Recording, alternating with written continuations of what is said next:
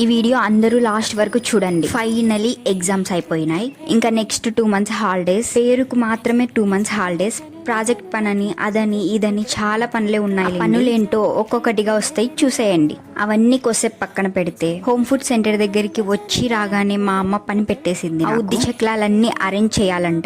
ఇప్పుడే మా ఆంటీ వాళ్ళు వేడి వేడిగా చేసి పెట్టారు. మా జాంగ్రీ భాష మిక్చర్ వేశారు అంటే కిచెన్ అంతా భూకంపం వచ్చినట్టు అట్లుంటుంది మా భాషతో. డ్రీమ్ కమ్ ట్రూ అని స్టోరీ పెట్టాను కదా, తొందరలోనే అదేంటో చెప్తాను. అంతవరకు ఫాలో చేయని వాళ్ళు ఉంటే ఫాలో చేసేయండి. ఎవరైనా ఆ గుడ్ న్యూస్ ని గెస్ చేసి నింటే కామెంట్ చేయండి. అది కరెక్ట్ అయితే పర్సనల్ గా రిప్లై ఇస్తాం.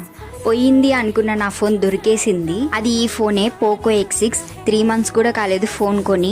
ప్రీవియస్ షాట్ లో చెప్పాను కదా కాలేజ్ బస్ లో ఫోన్ పెట్టింటే పోయిందని. నార్మల్ గా డిప్లొమాలో మాకు ఫోన్ అలవ్ లేదు, కానీ కాలేజ్ అయిపోయాక బస్ లో ట్రావెల్ చేయాలి, మొబైల్ లేకపోతే ఎలా అని తీసుకొని వెళ్లేదాన్ని. మా బస్ లో ఫార్మసీ అక్క బ్యాగ్ లో నేను ఆ అక్క ఫ్రెండ్ ఫోన్స్ పెట్టేవాళ్ళమే. ఆ బ్యాగ్ రోజు బస్ లోనే పెట్టేది అక్క. రోజులాగే బ్యాగ్ లో ఫోన్స్ పెట్టేసి క్లాసెస్ కి వెళ్ళాం. వచ్చి చూస్తే ఫోన్ లేదు. ఎవడో టైం చూసి కొట్టేశాడు.